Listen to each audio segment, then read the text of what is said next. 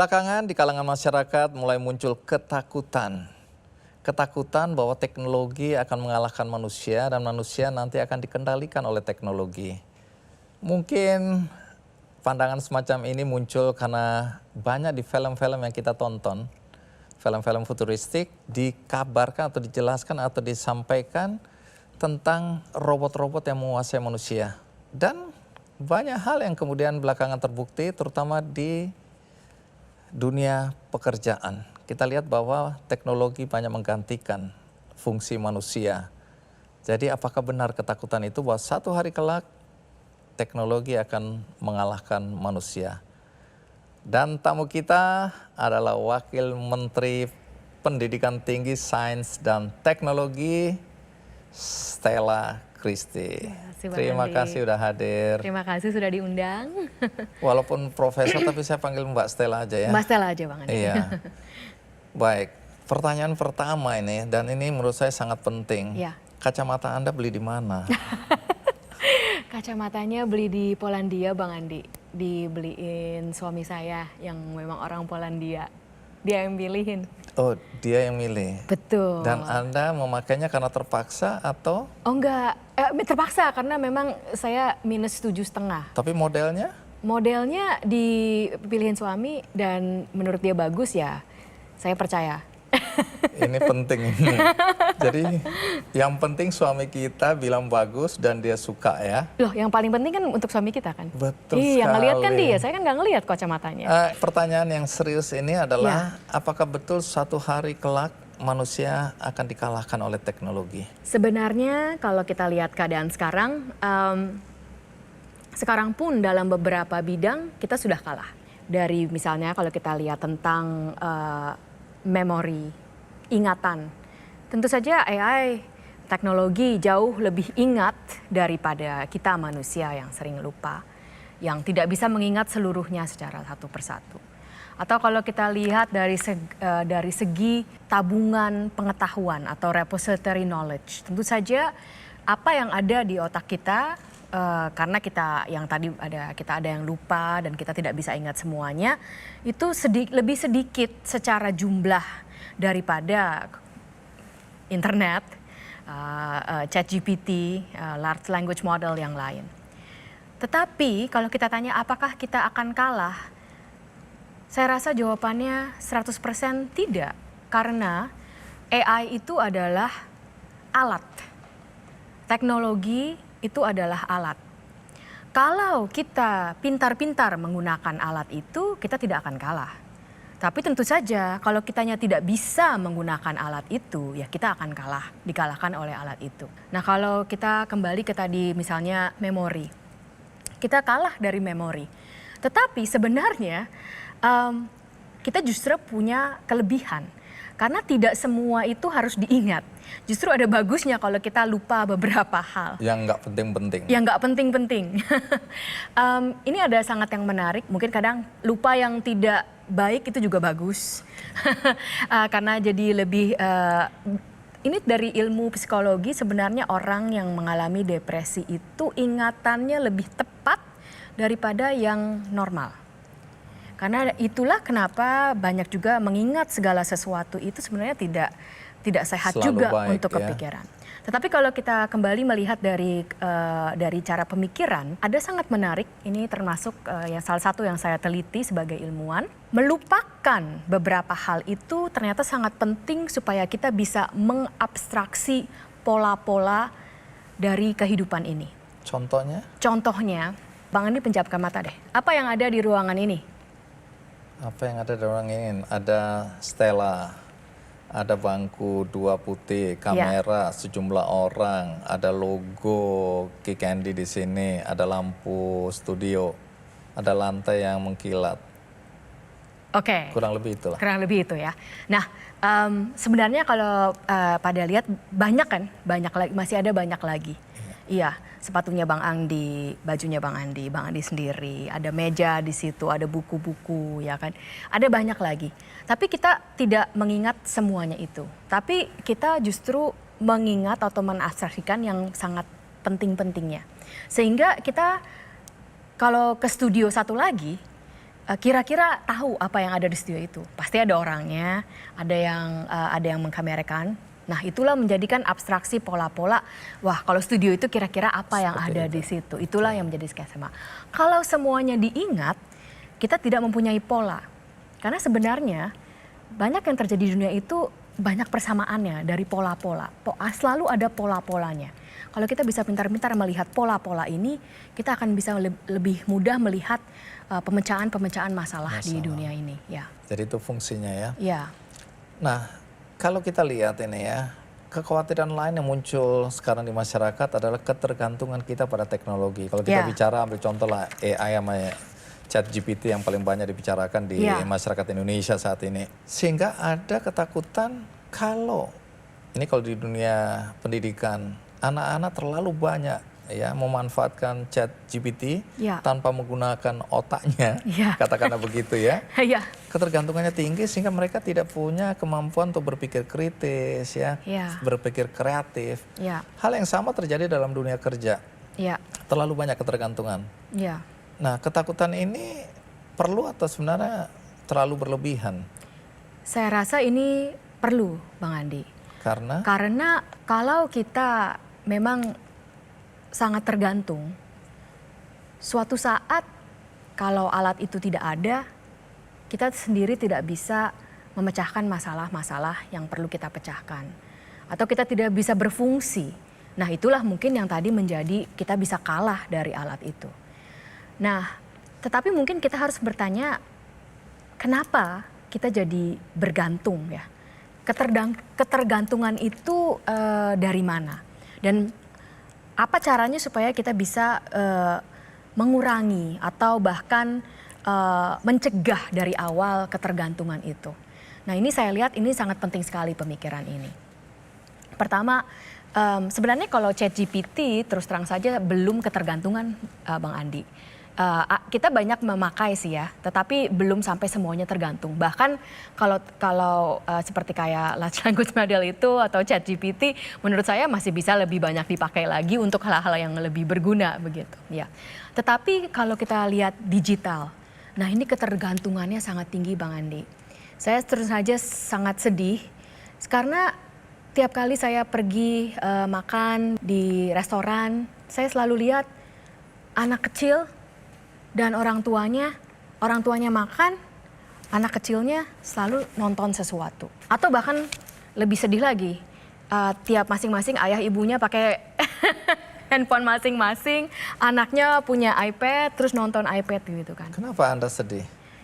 Karena saya tahu dari penelitian, jadi bukti-bukti sains, bahwa yang membuat manusia bertumbuh pemikirannya, berkembang pemikirannya, itu adalah nomor satu dari berkomunikasi dan berbicara satu sama lain. Itu sangat jelas penelitiannya, Bang Andi. Itu angka-angkanya sangat jelas, risetnya itu sudah banyak sekali dan itu sangat terbukti. Jadi bukan gadgetnya sendiri, bukan digitalnya sendiri itu jelek. Ada sih sebenarnya sedikit dampaknya, tapi bukan digital sendiri, tapi waktu kita itu terbatas. Ini kita mungkin sering lupa, anak pun waktunya terbatas. Waktu yang sama, waktu makan malam itu tidak akan kembali lagi. Jadi dalam waktu yang bersamaan, kalau kita lebih sering berbicara, dia akan mendapat manfaat yang lebih banyak daripada dia itu cuman nonton iPad. Baik, tapi sebagian orang tua berpikir sebaliknya.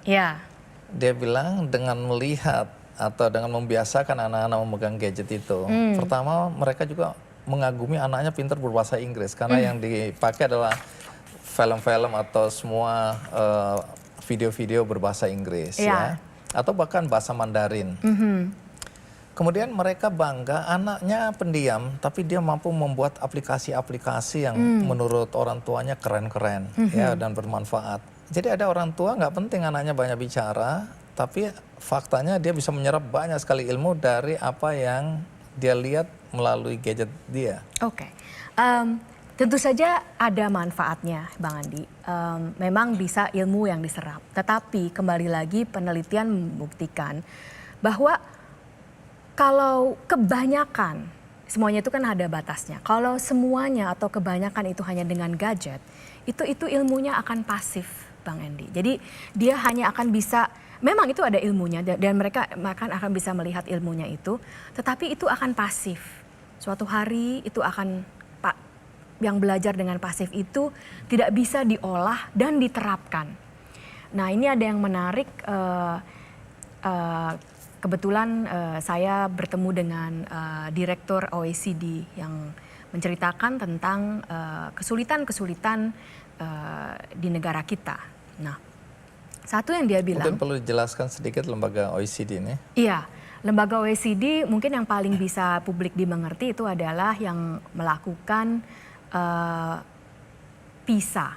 PISA itu adalah tes yang dilakukan kepada seluruh negara, kepada anak umur 15 tahun. Dan dites dari segi matematika, segi literasi, dan segi sains. Dan dibandingkan pencapaiannya antara negara-negara tersebut. Satu yang menarik yang dia bilang, skor PISA di Indonesia itu rendah. Kita itu ranking 60 sekian, 65 atau 63 dari 74 negara. Artinya? Artinya kemampuan kita di numerasi, kemampuan matematika, kemampuan sains, dan kemampuan literasi kita sangat rendah. Bahkan di matematika itu ada 6 level di PISA. Hanya 20 sampai 25% di tahun terakhir yang kita diuji PISA-nya itu kita berada di level 2. Jadi 80% hanya di level 1. Berarti kita kemampuannya sangat rendah sekali. Tetapi yang dia bilang itu sangat menarik begini Bang Andi. Anak Indonesia itu bukan tidak mempunyai pengetahuan, bukan. Pengetahuannya ada, tetapi sulit menerapkan pengetahuan itu. Jadi mungkin mereka tahu rumusannya atau tahu teori matematikanya. Tetapi begitu itu ditanyakan dalam soal-soal yang punya dengan bentuk-bentuk lain, mereka tidak bisa menerapkannya. Nah itulah kembali yang tadi saya bilang, kalau kita belajar secara pasif, jadi hanya menyerap dari satu pihak, itu kemampuan sekali, kita punya pengetahuannya, tetapi kita tidak bisa menerapkan pengetahuan itu di berbagai macam. Tetapi kalau kita belajar secara aktif, kita ditanya, bertanya, diskusi. Yang kita tahu harus bisa kita keluarkan. Yang kita tahu harus kita bisa memberitahu kembali. Nah itulah pentingnya komunikasi. Karena komunikasi itu adalah membuat kita belajar menerapkan apa yang kita tahu. Begitu. Tapi yang lebih menyeramkan lagi Bang Andi, di penelitian yang sama, dia tanya, karena sekarang artificial intelligence itu juga dipakai untuk menentukan hukuman.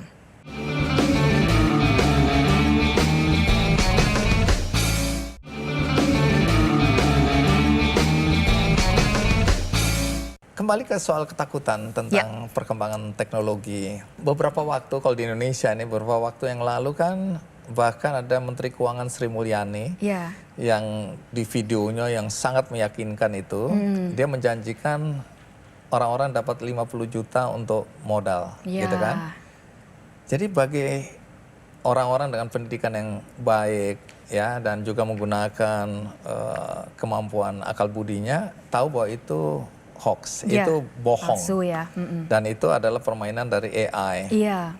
Tapi berapa banyak orang yang percaya di daerah-daerah terutama. Artinya kan ini juga akan menimbulkan kekacauan di masa depan. Kalau itu semakin sempurna, semakin mudah dimanfaatkan. Jadi kalau sampai di sini ketakutannya bagaimana nih? Itu sangat perlu ditakuti. Dan itulah yang menurut saya adalah bagian dari yang saya katakan literasi artificial intelligence. Sampai saat ini menurut saya kebanyakan kalau kita berbicara tentang literasi artificial intelligence, itu kita selalu berbicara, oh kita itu cukup kenal dengan artificial intelligence. Tetapi banyaknya itu saya rasa kita kenal, kita pernah dengar atau kita menggunakan. Tapi kita tidak tahu pertama batas dari artificial intelligence. Kekurangan artificial intelligence. Dan yang paling penting sekali, kita juga tidak tahu apa yang bisa dipecahkan oleh artificial intelligence, masalah apa yang bisa dipecahkan oleh artificial intelligence, dan masalah apa yang tidak bisa dipecahkan oleh artificial intelligence. Jadi sebenarnya kalau saya boleh usul Bang Andi, perlu juga di media itu selalu kebanyakan tentang begitu hebatnya artificial intelligence. Tapi sebenarnya kekurangan-kekurangan artificial intelligence itu juga banyak Bang Andi. Dan kalau itu lebih banyak dipublikasikan, mungkin kita lebih bisa mengedukasikan masyarakat kita. Artificial intelligence itu ada banyak batasannya. Satu, hoax itu ya. Jadi kalau kita bisa lebih banyak lagi membilang ini loh, ternyata banyak hoax. Itu akan mendukung. Orang jadi lebih waspada. Orang jadi lebih waspada. Satu lagi kalau saya boleh angkat, ini adalah suatu masalah yang sangat penting. Apa itu sebenarnya artificial intelligence? Saya baru baca, saya lupa statistik dari mana, sekitar 78 orang Indonesia waktu disurvei apakah kalian mengerti tentang artificial intelligence? Ya, saya sangat tahu artificial intelligence. Tetapi terus terang saja saya rasa tahunya itu karena sering mendengar kata-kata artificial intelligence. Tapi kalau ditanya apa itu sebenarnya artificial intelligence? Mungkin kita semua belum terlalu yakin. Kalau saya boleh cerita secara gampangannya ya. Artificial intelligence itu yang sekarang yang kita banyak omongkan itu adalah menggunakan statistik untuk melihat pola-pola dari data yang sudah ada. Sehingga mungkin bisa statistik itu, pertama itu sangat bergantung kepada datanya. Nah, namanya juga statistik. Jadi itulah data-datanya itu bisa dikumpulkan dan bisa dibuat untuk sesuatu yang tidak benar.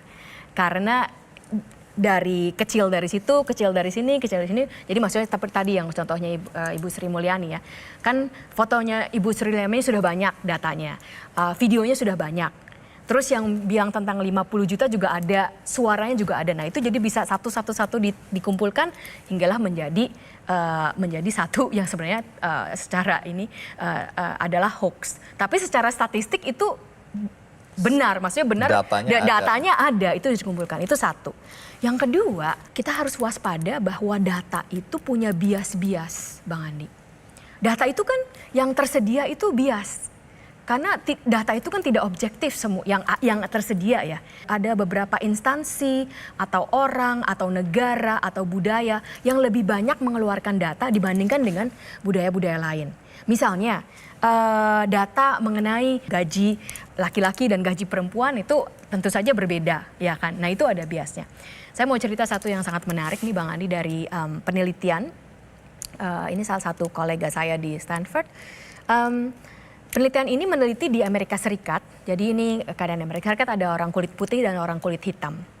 Dan dia bertanya kepada AI, Large Language Model, ChatGPT, ChatGPT-4, ChatGPT-3 gitu. Dia bertanya, oke, ini ada masukan kalimat. Nah kalimat ini atau pakai kalimat Inggris biasa, how are you doing today, gitu. Atau kalimat African American English. Jadi ada how do you do today gitu. Jadi ada African American Englishnya. Nah, ternyata waktu ditanya ChatGPT, ini siapa yang pintar, siapa yang kurang pintar? ChatGPT-nya bilang yang pakai kalimat Inggris biasa itu pintar, yang pakai African American English ini kurang pintar. Nah ini bukan ChatGPT-nya bias ya, tapi datanya itu begitu. Tapi yang lebih menyeramkan lagi Bang Andi, di penelitian yang sama, dia tanya, karena sekarang artificial intelligence itu juga dipakai untuk menentukan hukuman. Jadi berdasarkan data itu siapa yang hukumannya itu berapa berat, berapa tahun penjara gitu. Nah waktu di penelitian itu dia menanyakan, ini masukan dari yang pakai Inggris biasa, yang satu masukan pakai African American English. ChatGPT bilang untuk yang ini hukumannya 2 kali lipat dipenjarakan. Karena datanya bias. Untuk kasus yang sama. Untuk kasus yang sama. Persis, kalimatnya tuh persis Bang Andi. Artinya berbahaya sekali kalau kita tergantung pada teknologi, begitu kan kesimpulannya. Kita pasti harus menggunakan teknologi. Iya. Tapi kita juga harus bisa tentu saja menganalisa dan kembali pengertian itu bahwa data itu bias. Karena kita selalu bilang, oh kalau ini sangat objektif. Betul kadang lebih objektif ya. Tetapi ada juga bias-biasnya. Kita harus waspada itu. Oke. Ini paling tidak kita lebih hati-hati ya. Ya. Tapi kalau ancaman pengangguran ya. Ini kan sudah terbukti juga banyak Ya. pekerjaan yang hilang Ya, ya. ya. Walaupun ada yang bilang ada juga pekerjaan yang nambah Iya. gitu lah. Tapi yang kurang-kurang ini kan cepat sekali ya. Iya. Kita lihat sejumlah pekerjaan hilang dan pengangguran dikhawatirkan akan meningkat. Soal ini bagaimana jawaban Anda ya? Yang Bang Andi sudah lihat apa, terutama di bidang apa yang lebih? Oh, dari mulai kasir, data analis, terus mereka jurnalis sudah mulai kehilangan pekerjaan karena kemampuan. Nah, saya ini kan hobinya menulis. Jadi kalau saya mau menulis apa-apa saya cek dengan ini, bagusan dia bikinnya. Jadi saya bilang nggak ada gunanya selama ini pengalaman saya selama 45 tahun jadi wartawan. Nah, terus songwriters dan lain-lain. Banyak sekali pekerjaan. Ya kalau kita bicara kasir, bicara itu udah hilang lah semua. Kita sekarang juga tanya soal kesehatan kita, dijawab juga. Dan kita mulai percaya, apalagi gratis. Nah, sehingga kita tidak perlu lagi konsultasi sama dokter misalnya. Ini kan berbahaya. Nah sampai di sini, bagaimana Anda melihat kemungkinan banyak orang menganggur? Iya, saya rasa kembali kalau kita lihat lagi artificial intelligence ya, itu kan menggunakan statistik. Jadi harus itu statistik berdasarkan data. Nah, kalau penulisan saat ini mungkin Bang Andi bisa melihat bahwa kadang-kadang dia menulisnya lebih bagus ya Bang Andi. Tetapi karena AI itu berdasarkan data, kalau dia sendiri yang harus mengeluarkan datanya, itu lama-lama akan turun kualitasnya Bang Andi. Jadi penulisan itu sebenarnya masih perlu sekali. Karena yang bisa memikirkan apa yang mau ditulis, itu tetap, jadi awal dari datanya, itu awal dari pemikirannya itu tetap harus seorang yang seperti Bang Andi ini. Dan juga style ya. Dan juga stylenya. Iya. Nah itulah yang mungkin saya pernah bilang, kalau kitanya terlalu sering menggunakan ChatGPT untuk menulis, kita sendiri nggak pernah menulis. Bang Andi tadi bilang, oh lihat dia lebih bagus. Yang saya khawatirkan lama-lama kita tidak bisa tahu mana yang tulisan bagus, mana yang enggak Bang Andi. Ini juga sekarang kita tapi karena susah juga kalau kita sendiri tidak pernah memproduksi ya. Nah jadi kalau menulis jangan Bang Andi, tetap harus itu. Tetapi memang pasti di dalam setiap pergerakan teknologi itu ada pekerjaan-pekerjaan yang hilang. Nah yang harus kita bisa lihat itu, tapi sebenarnya juga tercipta pekerjaan-pekerjaan lain. Tapi mungkin kita harus secara konkret apa sih pekerjaan yang tercipta. Terus terang saja, kalau saya bisa kasih yang paling tidak akan tergantikan dengan ChatGPT itu apa? Lawyer. Kenapa? Nanti semuanya pada hukum nih.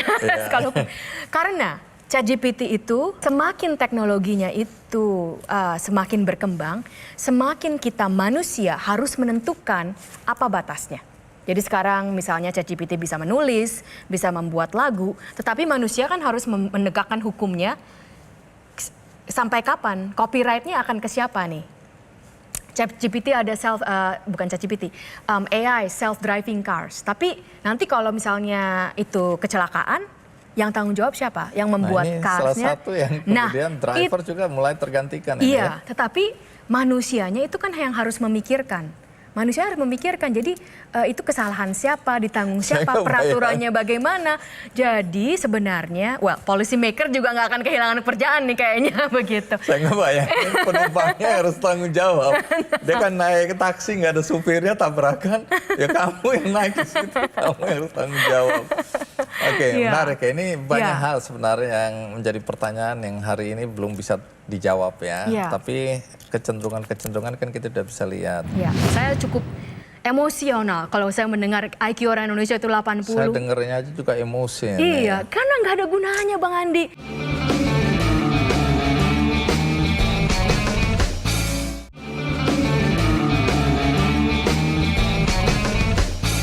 Satu hal lagi, tadi kan Anda bilang soal anak-anak Indonesia itu atau anak-anak ya, karena ini 15 tahun penelitiannya ya, kemampuan dia dalam berhitung matematika itu urutan ke 63 atau 65 kan. Artinya ini relatif rendah ya. Sebenarnya di video beberapa waktu yang lalu saya lihat ada semacam social eksperimen. Pertanyaan kepada anak-anak yang ditemuin di pinggir jalan. Ditanyakan hal-hal yang sederhana sebenarnya. Misalnya 5 kali 3 berapa? Ketawa-ketawa nggak bisa jawab. Awalnya saya pikir ini main-main atau dia pura-pura tidak tahu. Tapi si pembawa acaranya bilang, ini pertanyaan serius dia tanyakan. Untuk hal-hal yang menurut saya, zaman saya seumur itu harusnya cepat bisa menjawab. Tapi anak-anak itu tidak mampu menjawabnya. Ini bukan kita bicara maaf di daerah-daerah tertinggal. Karena kalau kita lihat area kotanya saya lupa apa, tapi cukup ya kelihatan kota besar gitu. Nah itu apakah karena anak-anak sekarang juga tergantung pada kalkulator? Apakah itu ada pengaruhnya dengan teknologi? Ada sekali pengaruhnya dengan teknologi. Satu yang perlu kita ketahui adalah pepatah bahwa otak itu harus selalu diasah, itu benar sekali. Waktu kita lahir, otak itu seperti istilahnya itu mulus gitu. Jadi hanya dengan melakukan hal-hal tertentu berkali-kali dan berulang kali terbentuklah kemampuan-kemampuan di otak kita. Nah jadi kalau lama-lama kita tidak memakainya itu juga bisa lama-lama hilang kali. Otak itu sangat plastik dan sehingga dengan plastik itu ada bagus dan buruknya. Kembali ada kabar baik dan kabar buruknya. Pengertian plastik itu artinya plastiknya dia bisa sangat mudah ya kayak lilin, jadi sangat mudah diolah gitu. Jadi otak itu bisa mengikuti apa? Mengikuti lingkungannya. Nah, yang tadi Bang Andi ceritakan dan juga saya bilang PISA kita itu rendah. Tapi saya mau menekankan jangan sampai kita berpikir anak-anak Indonesia itu tidak pintar.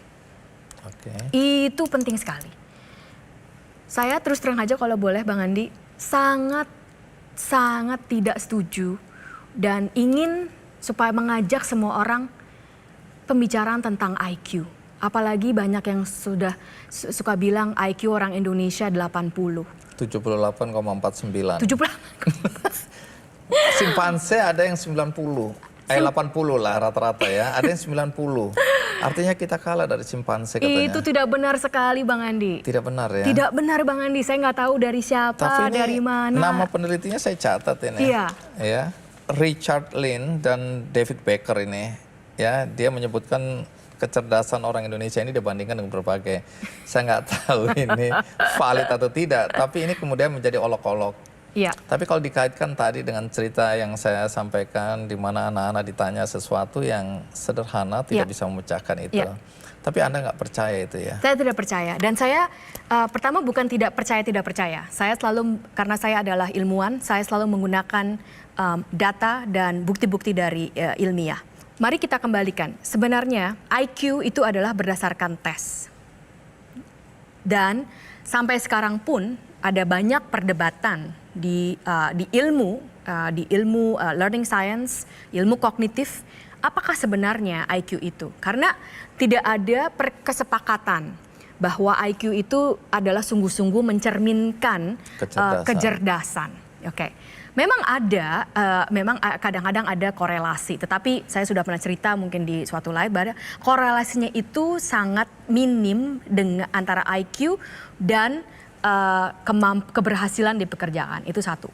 Tetapi yang paling inti sekali bukan soal apakah kita percaya IQ atau begini. Begini Bang Andi, kalau kita begitu banyak berbicara tentang IQ, kita menganggap IQ itu tetap, fix, nggak bisa berubah. Jadi kalau kita bilang orang Indonesia itu IQ-nya 80, selama-lamanya kita itu nggak akan berkembang. Nah inilah yang menjadi bahaya. Karena kalau tadi PISA atau bahkan anak-anak itu tidak bisa 3 kali 5, itu bukan karena mereka IQ-nya rendah, bukan karena mereka bodoh, tetapi karena mereka tidak mendapatkan pengajaran yang baik. Mereka tidak belajar dan tidak mendapatkan pengajaran yang baik. Itu Bang Andi. Jadi kembali lagi ada data yang menunjukkan bahwa ada korelasi antara yang kita sebut growth mindset dan fixed mindset. Apa itu growth mindset dan fixed mindset? Ini adalah konsep yang datang dari ilmuwan Profesor Carol Dweck di Stanford University yang kebetulan juga adalah kolega saya. Beliau dari berpuluh-puluh tahun riset menunjukkan manusia ada yang berpikir bahwa kepintaran itu atau tetap tidak akan bisa berkembang, fixed mindset. Asalnya dari genetik, termasuk membicarakan tentang IQ itu biasanya itu asalnya pikirannya itu genetik, atau kepintaran itu berubah terus, growth mindset. Itu selalu berkembang. Kenapa kita bisa menjadi lebih pintar? Karena kita belajar, kita banyak bertanya, kita banyak membaca. Membaca itu penting untuk mendapatkan pengetahuan. Jadi itulah growth mindset. Nah, pertama ada data yang sangat jelas menunjukkan bahwa negara yang punya growth mindset itu kemampuan pencapaian akademiknya dan juga keberhasilan ekonominya itu sangat berkorelasi. Semakin kita punya growth mindset, semakin negara itu sangat berhasil dalam bidang ekonomi dan prestasi akademik. Nah, dan juga ada penelitian baru kembali dari OECD bahwa Indonesia punya growth mindset yang sangat rendah. Atau kebalikannya Indonesia itu punya fixed mindset. Itulah yang saya takutkan. Kenapa kalau kita terus-terusan berbicara tentang IQ, kita semua selalu menganggap kita tidak akan bisa berkembang. Dan kalau kita melakukan IQ test, anak yang dapat IQ test itu merasa ya sudah, saya kemampuannya memang sebegitu. Dan juga ada penelitian yang sangat penting, kemampuan belajar seorang anak itu sangat juga tergantung dari harapan atau pandangan dari guru dan orang tuanya. Jadi kalau gurunya bilang, oh kalian IQ-nya 80, ya udah ngapain saya ngajarin capek-capek. Selama-lamanya juga begitu, nggak bisa nangkep. Itu kan bahasa gampangnya. Jadi berbahaya ini. Sangat berbahaya Bang Andi. Itulah saya sangat tidak setuju dengan kita membicarakan terus tentang IQ orang Indonesia itu 80. Nggak usah gitu kita bicarakan IQ. Kita lihat bagaimana kita mengajarkan anak-anak kita. Apa yang kita lakukan untuk anak-anak kita. Karena kembali itu penelitian saya sendiri. Anak-anak itu pada dasarnya sangat ingin tahu. Mereka sangat pintar. Itu banyak sekali data-datanya. Termasuk anak-anak Indonesia. Itulah yang sangat penting. Ayo kita lupakan tentang IQ test itu. Dan juga psikotes, IQ test. Nggak usah itu lagi dilakukan. Karena itu selalu fix. Kita tidak akan bisa berubah. Kan kita mau berubah, kita mau mencapai Indonesia emas.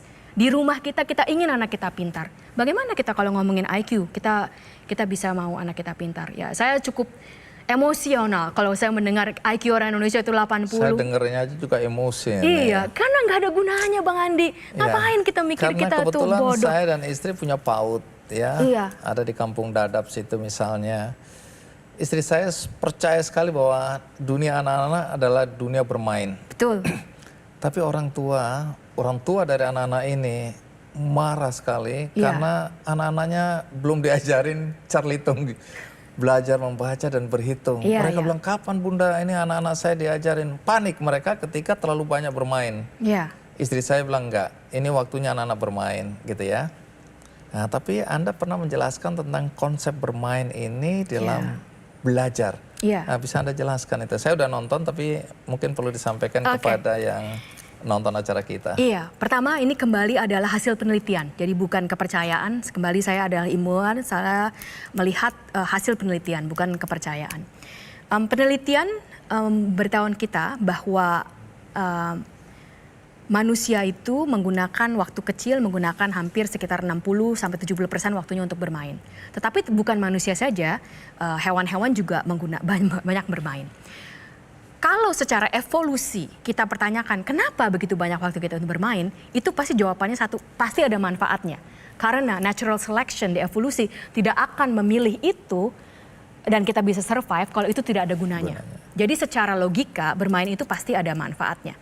Nah, selain dari itu juga ada banyak penelitian, termasuk penelitian saya sendiri, tapi banyak dilakukan oleh teman-teman saya, rekan-rekan saya yang sangat terkenal di dunia ilmu. Apa yang terjadi di permainan itu? Ternyata waktu kita bermain itu kita belajar. Jadi orang tua tidak usah khawatir. Waktu kita kecil itu kita bermain itu, dalam bermain itu belajar. Contohnya, saya pernah memberi contoh. Sebenarnya kalau kita lihat, kita mempersiapkan waktu. Mungkin pertanyaan mendasar, waktu anak itu di PAUD ya Bang Andi, tujuan kita apa? Tujuan kita mempersiapkan mereka supaya masuk universitas, yaitu tujuan tengah-tengah Bang Andi.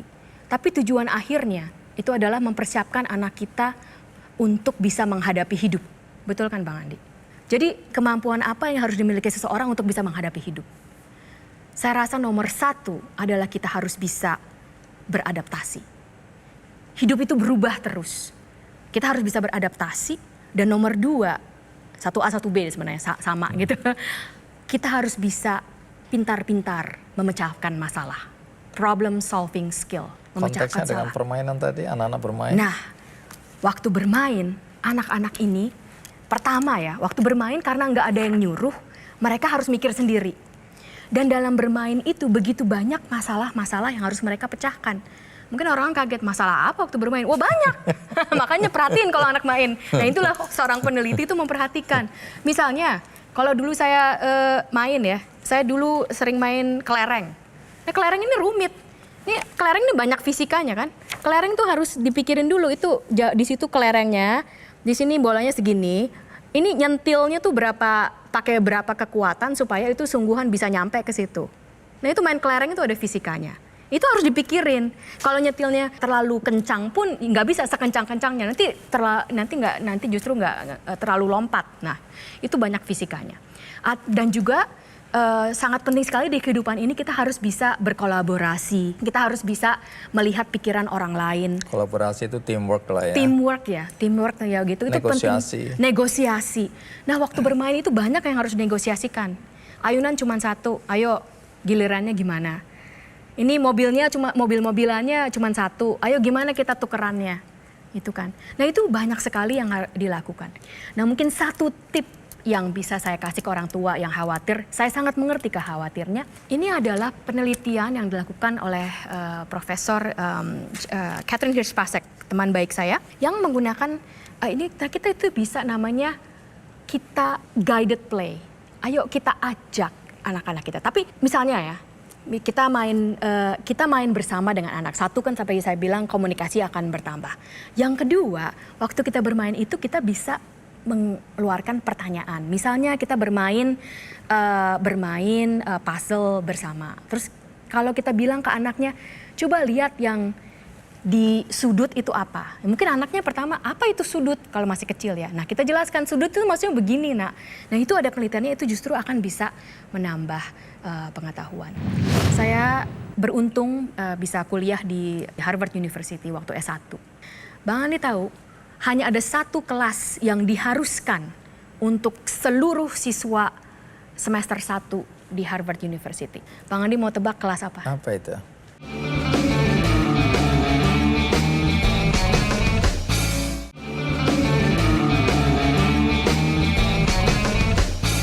Anda wakil menteri pendidikan tinggi ya. Tapi dari tadi kita bicara mengenai anak-anak. Jadi Anda lebih concern bahwa anak-anak inilah yang nanti akan tumbuh menjadi mahasiswa. Tentu saja. Yang akan menyelesaikan banyak problematika yang ada di dalam masyarakat. Betul. Jadi kita tidak bisa mengharapkan anak-anak yang lulus sarjana ini memecahkan masalah kalau dari kecil sendiri mereka tidak diberikan fondasi yang kuat, begitu ya? Betul sekali. Pertama, yang tadi kemampuan belajar untuk belajar. Kalau dari kecil itu kita bermain dan punya kemampuan untuk belajar segala sesuatu yang baru, beradaptasi dan belajar untuk belajar, problem solving skill, itu nanti dunia itu akan berubah. Waktu saya kuliah tidak ada itu namanya artificial intelligence. Tapi sekarang saya dituntut oleh zaman untuk mengerti artificial intelligence, bahkan melakukan riset yang ada kaitannya terhadap artificial intelligence. Jadi saya terus harus belajar untuk belajar hal yang baru. Bang Andi juga demikian kan. Bang Andi tadi udah berapa? 18 tahun. Itu terus saja belajar untuk menggunakan hal-hal yang baru ya. Media pun berubah begitu kan Bang Andi. Itulah kemampuan yang paling utama. Itu nomor 1. Iya. Nomor 2 saya akan lebih konkret lagi. Ini ada data yang menunjukkan kemampuan berpikir ruang, itu namanya kemampuan ruang, spatial intelligence, waktu kecil, waktu umur 4-5 tahun, itu sangat berkolerasi terhadap kemungkinan seseorang, individu, itu akan mempunyai karir di bidang STEM, waktu bekerja. Jadi berpuluh-puluh tahun kemudian, dari umur 4 sampai puluhan tahun itu, kalau waktu umur 4 itu sudah sangat mengerti tentang ruang, punya kemampuan ruang, itu mereka akan lebih mudah di STEM. Jadi dari kecilnya itu sangat penting untuk cara berpikirnya itu. Gitu Bang. Menarik ya. Kebetulan saya bicara dengan orang yang menguasai sains ya. Anak saya waktu SMA minta keluar dari sekolahnya. Iya. Karena di sekolah itu dia merasa penghargaan pada murid-murid yang pintar matematika, sains, pokoknya yang eksak, Iya. jauh lebih tinggi daripada anak-anak yang nggak suka matematika. Jadi ukuran kecerdasan, ukuran kepandaian itu diukur dari ukuran seberapa dia pandai matematika. Iya. Saya bertemu beberapa tahun yang lalu, udah 20 tahun yang lalu dengan Pak Arif Rahman ya, Lab School. Iya. Dia bilang orang tua sering menganggap anaknya bodoh kalau tidak menguasai matematika. Iya. Atau yang eksak-eksak gitu ya. Anak-anak yang bermain musik dianggap anak-anak yang bodoh dan bikin huru-hara saja. Anak-anak yang suka sport, olahraga dianggap anak-anak yang masa depannya tidak akan baik-baik aja. Iya. Sampai di sini bagaimana ya kita menerjemahkan bahwa anak-anak yang pandai, yang sukses itu anak-anak yang menguasai ilmu eksak. Kita bisa lihat, kebetulan sekali juga sewaktu saya menjadi ilmuwan, di universitas sebelumnya di Tsinghua University itu saya bekerja sebagai research chair di Laboratory of Brain and Intelligence. Jadi meneliti tentang inteligensi. Inteligensi itu termasuk semuanya, Bang Andi. Begitu sulitnya kita bermain musik. Bahkan bermain musik itu banyak unsur matematikanya. Musik itu ada hitungan matematikanya. Dan olahraga pun banyak fisika dan matematikanya. Jadi sebenarnya kalau kita bisa lihat dari negara yang maju, itu justru di negara-negara maju itu segala sesuatu kepintaran itu sangat dihargai. Ya. Dan itu mungkin yang harus kita dorong di negara ini. Pertama, usahakan dari kecil matematika itu tidak menjadi momok. Karena ada yang bilang ada orang pintar matematika, ada orang tidak pintar matematika. Secara penemuan, secara ilmu, secara saintifik itu tidak benar sama sekali. Karena kemampuan matematika itu sudah dimiliki sejak kita kecil. Sejak kita lahir bahkan Bang Andi, itu ada penelitiannya termasuk dari penelitian saya. Tetapi yang menjadi kendala adalah pengajarannya. Nah itulah jadi kita tidak diajarkan mungkin bahwa matematika itu menyenangkan bagian dari hidup hingga menjadi momok. Jadi orang Tetapi di lain pihak segala kepintaran itu sangat perlu. Karena kalau kita cuma bisa satu bidang saja, tidak mungkin kita akan bisa maju bersama. Dunia itu begitu banyak masalah-masalah yang harus diselesaikan dari berbagai macam pandangan. Kalau kita tidak bisa menulis dengan baik, Bang Andi, wah kita tidak akan mungkin bisa mengkomunikasikan penemuan-penemuan ilmiah-ilmiah kita yang akan bisa dipakai orang. Mungkin ini suatu ada yang sangat menarik Bang Andi. Saya beruntung bisa kuliah di universitas mungkin yang paling baik di seluruh dunia, di Harvard University waktu S1. Ini saya beruntung mendapatkan beasiswa. Bang Andi tahu, hanya ada satu kelas yang diharuskan untuk seluruh siswa semester 1 di Harvard University. Satu saja, satu kelas. Yang lainnya pilih sendiri terserah. Cuman ada satu kelas. Bang Andi mau tebak kelas apa? Apa itu? Orang biasanya tebak kelas matematika, tidak. Kelas menulis, Bang Andi. Menulis? Yes. Apa pentingnya menulis ini? Apa pentingnya menulis? Menulis itu adalah berpikir. Kalau kita tidak bisa, coba kan Bang Andi kan sangat yang paling jago ya. Tahu bisa melihat tulisan yang bagus atau tulisan yang tidak. Apa itu tulisan yang nggak bagus? Strukturnya nggak ada, kemana-mana. Kalimat yang pertama sama kalimat yang kedua tidak ada sambungannya. Itu kan berarti berpikirnya tidak teratur. Tidak bisa mengkomunikasikan pikiran yang ada di dalam. Itulah mengapa menulis itu begitu penting. Karena menulis itu adalah tuangan dari pikiran. Jadi kalau pikirannya semrawut, tulisannya jadi semrawut. Kalau pikirannya teratur, tulisannya teratur. Kalau bisa menulis dengan baik, itu biasanya bisa mempresentasikan dengan baik, berkomunikasi dengan baik, dan kembali lagi itu adalah berarti berpikir dengan baik. Itulah makanya jurnalis-jurnalis yang seperti Bang Andi itulah yang jenius-jenius. Yang pemikirannya begitu Itu bisa yang dimengerti. istri saya sampai hari ini nggak percaya. Kesempatan untuk melakukan penelitian terus terang saja sangat minim di negara kita.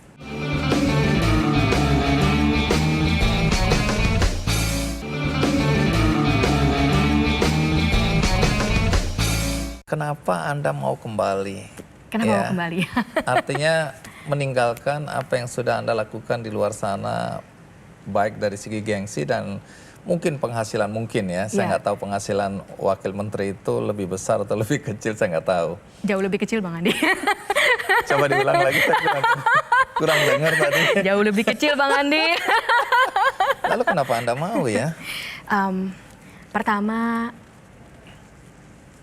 ini adalah kehormatan yang begitu besar. Saya tahu Pak Prabowo itu bisa memilih begitu banyak orang yang jauh lebih hebat, yang sudah begitu lama di pemerintahan kita. Tetapi beliau memberikan amanah kepada seorang seperti saya. Diberikan amanah ini itu adalah suatu kehormatan yang sangat besar dan juga suatu kesempatan Bang Andi. Kesempatan untuk bisa membagikan apa yang saya teliti sebenarnya. Karena saya meneliti, dalam penelitian saya adalah meneliti tentang bagaimana manusia itu berpikir. Bagaimana kita itu belajar. Dan kalau saya punya kesempatan untuk membagikan penelitian-penelitian ini, membuat orang-orang lain hidupnya menjadi lebih baik, tidak mungkin saya bilang tidak terhadap itu Bang Andi. Dan ya saya sangat kaget dan terkejut dan sangat terharu. Saya sudah bilang berkali-kali, tapi itu sungguh saya sangat terharu bahwa bisa diberikan kesempatan. Suami setuju, apa komentarnya? Suami saya sangat mendukung. Karena Kembali beliau juga melihat bahwa ini adalah kesempatan yang tidak akan bisa terjadi lagi. Kalau bukan Pak Prabowo yang memilih saya, tidak mungkin saya bisa ada di sini. Tidak mungkin saya punya kesempatan yang begitu yang begitu luar biasa untuk bisa membagikan dan bisa memberikan perubahan terhadap ya tentu saja negara saya yang sudah memberikan begitu banyak untuk saya ya. Saya dididik di negara ini dan itu adalah suatu kehormatan dan kesempatan. Sebenarnya kesempatannya itu yang sangat saya hargai. mungkin tidak akan datang 2 kali ya. Iya, mungkin tidak akan datang 2 kali. Dan inilah suatu, bagaimana ya, saya sangat ingin begitu banyak orang yang, kadang-kadang sekarang pun ada yang bilang, wah hebat sekali bisa diterima di mana. Tapi itu sebenarnya, saya sering bilang, saya bukan orang nomor 20 paling pintar di Indonesia. Nomor 50 pun saya rasa tidak. Karena ada kesempatan-kesempatan di dunia ini, saya memang pintar-pintar mencari kesempatan seperti beasiswa. Dan bagaimana kita juga bisa melihat apa sistem-sistem apa yang kita bisa gunakan dari penelitian-penelitian ini untuk membangun negara kita. Karena kalau kita lihat dari sistem pendidikan, sains dan teknologi, ilmu kerisatan, Bang Andi, itu sebenarnya kita bisa menggunakan bukti-bukti yang sudah ada sehingga kebijakan kita itu menjadi efisien.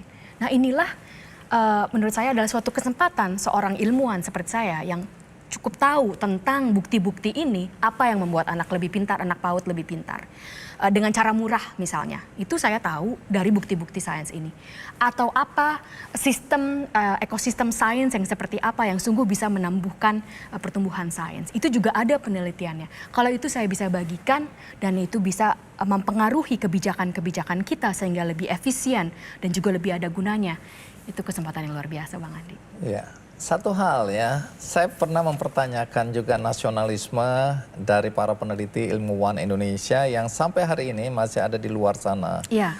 Di beberapa negara ada dari Jepang, di Eropa sebagian, Amerika yang paling banyak. Iya.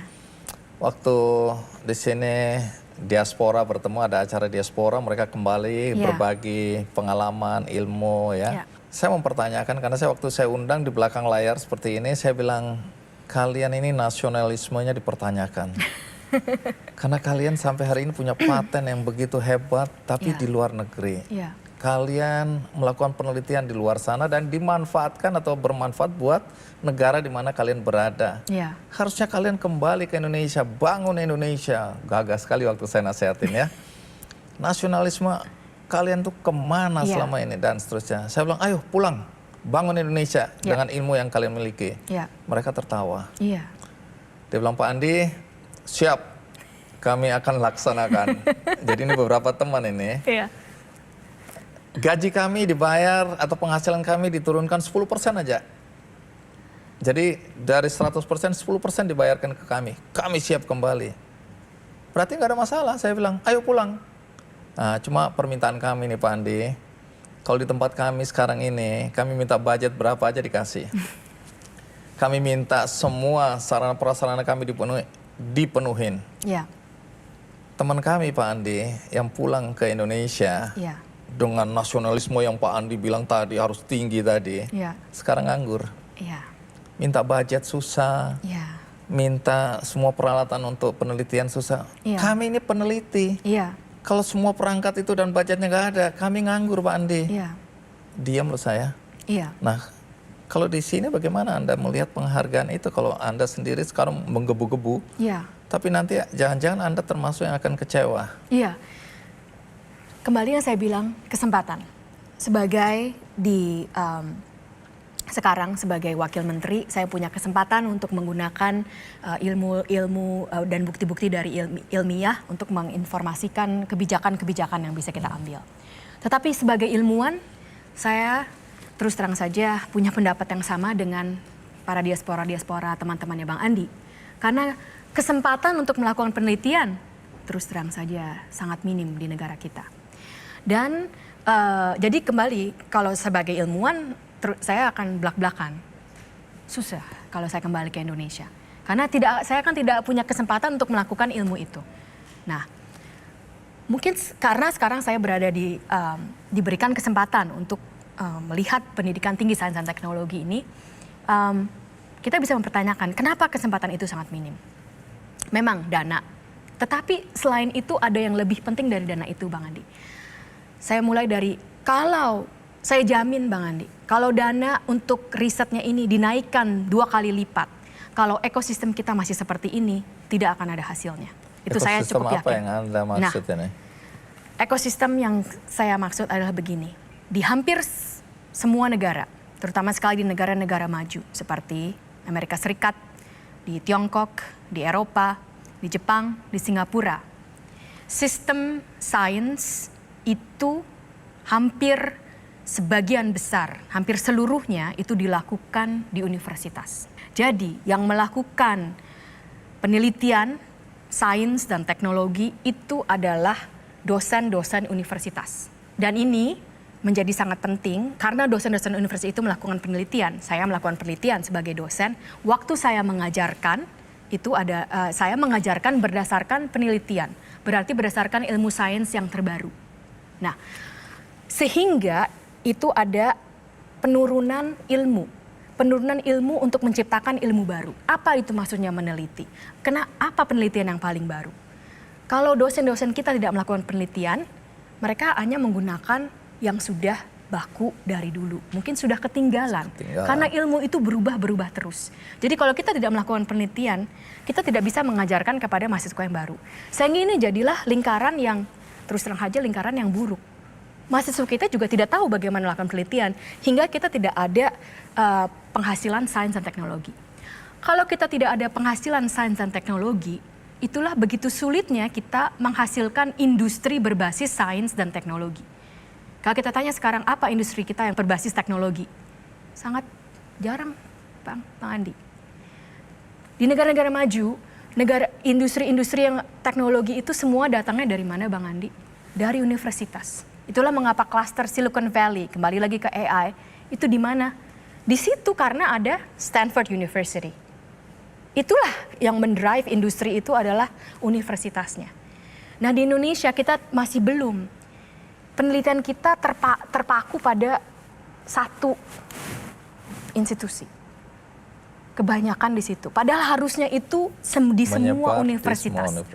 Kalau penelitian itu di semua universitas, Dan sistemnya itu harusnya negara itu dengan dana yang ada itu menentukan prioritas-prioritas apa, penelitian apa yang negara perlukan.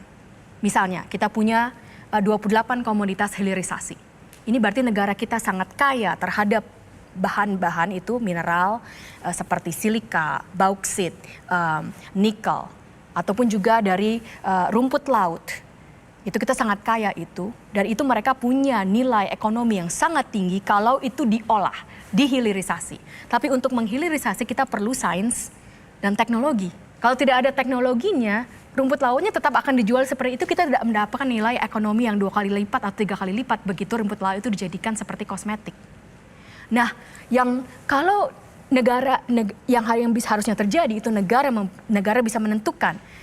Kita memberikan prioritas-prioritas terhadap yang kita perlukan. Lalu, ini juga yang menjadi paling penting. Begitu negara menentukan prioritas, kalau universitas lah yang melakukan penelitian itu, mereka bisa berlomba-lomba bertanding. Saya punya proposal A, saya punya proposal B, saya punya proposal C.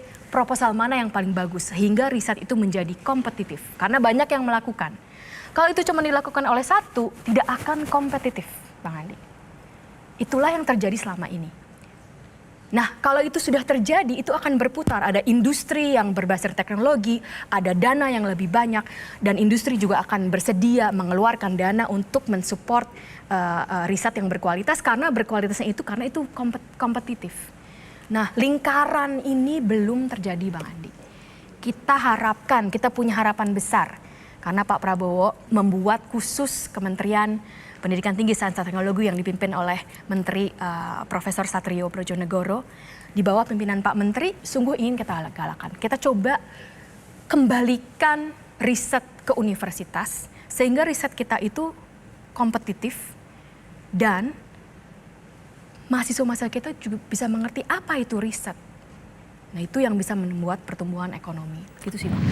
Jadi tantangan kita ke depan yang paling dekat ini di dalam dunia pendidikan untuk bisa mencapai Indonesia yang makmur tadi apa? Guru. Guru.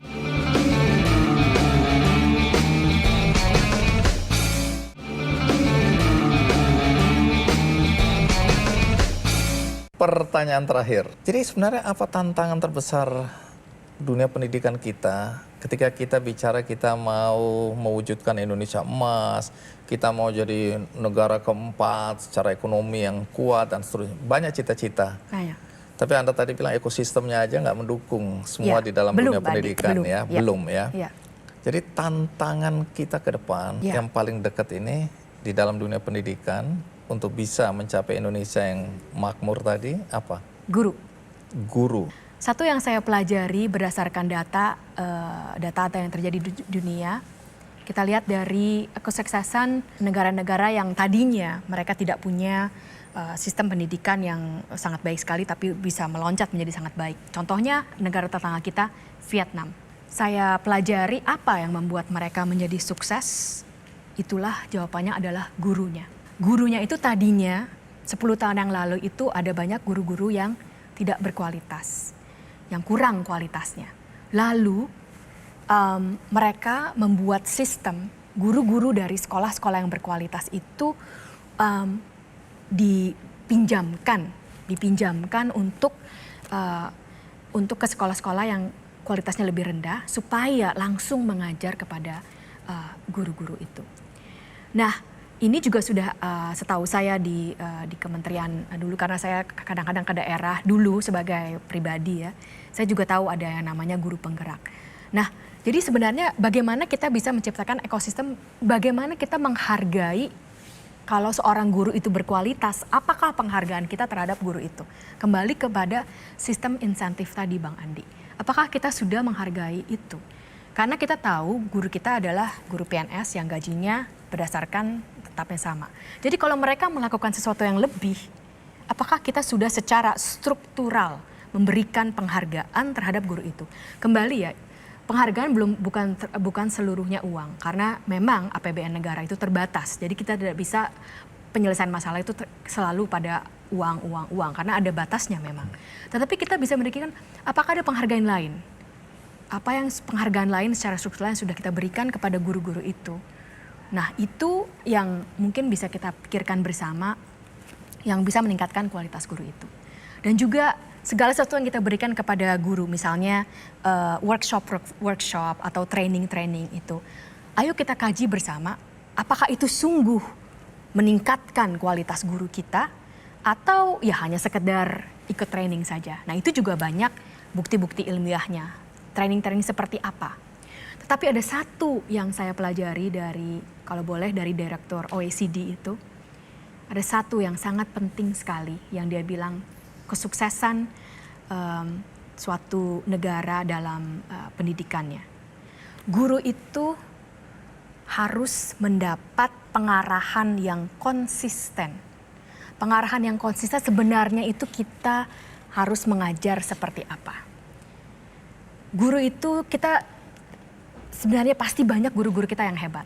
Tetapi kalau tidak ada konsistensi bahwa apa yang harus sebenarnya dikerjakan oleh guru itu akan sulit buat guru-guru kita itu. Pertama kalau berubah-berubah terus itu sulit buat guru-guru kita.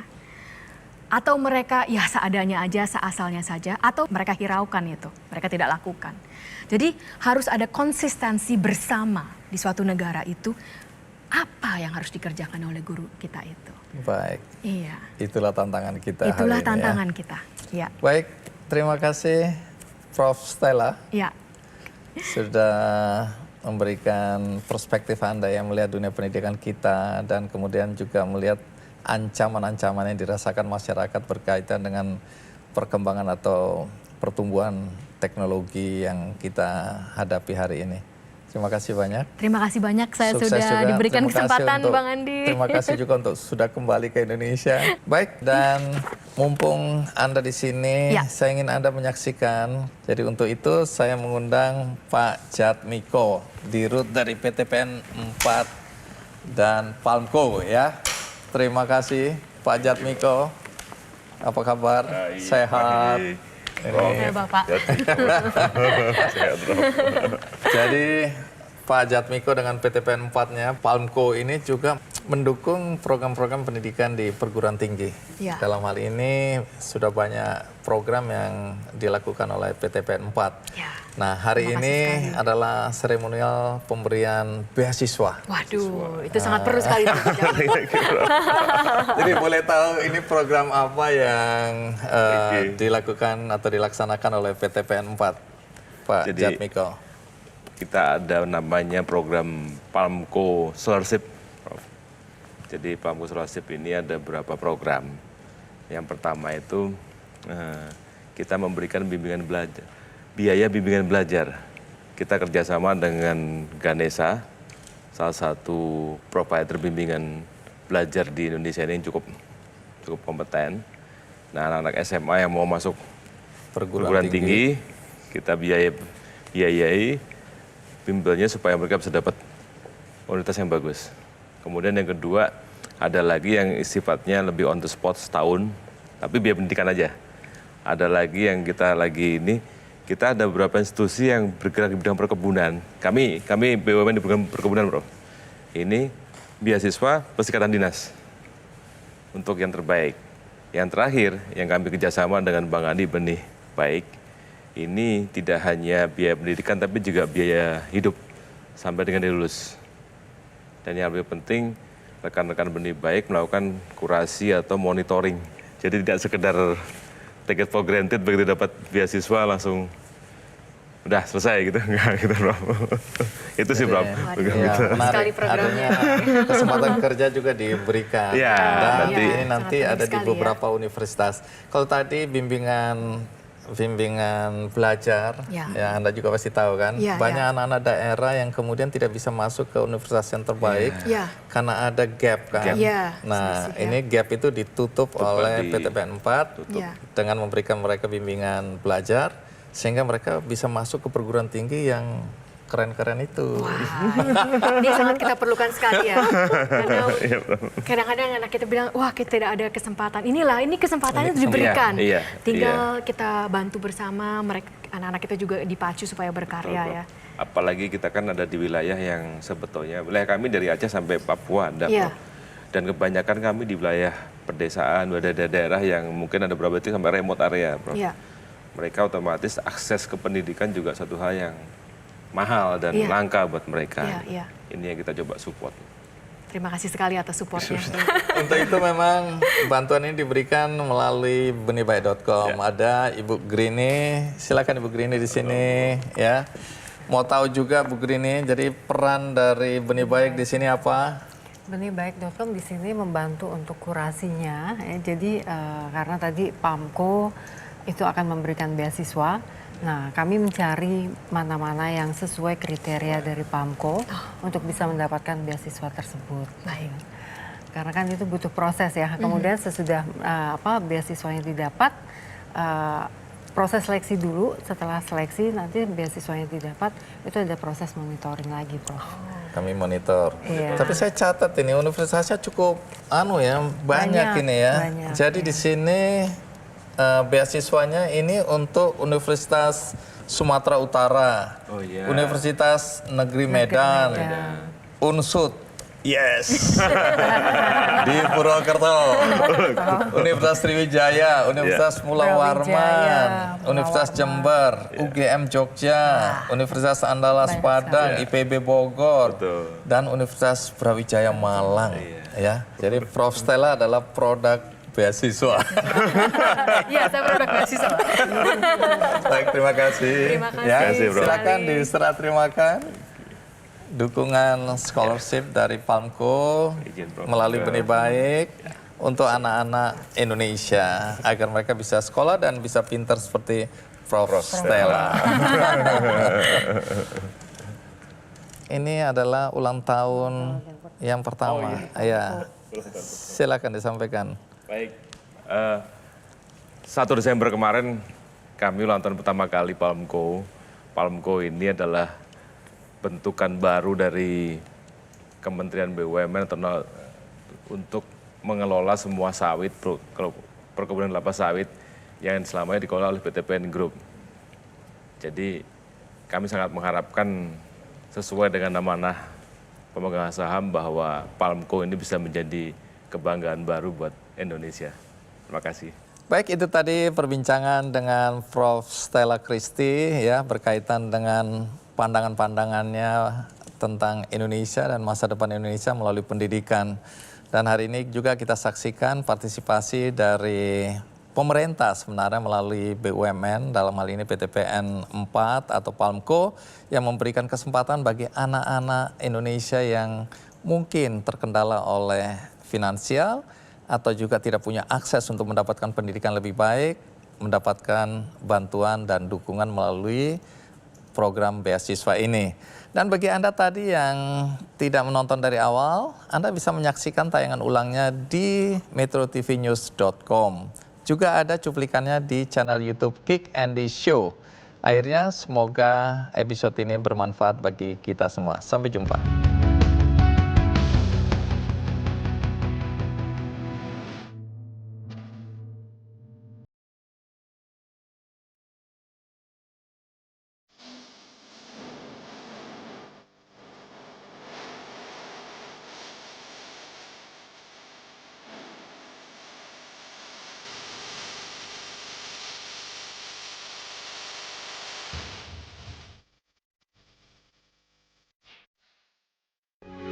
Metro TV. Jelajahi cara baru mendapatkan informasi. Download Metro TV Extend sekarang.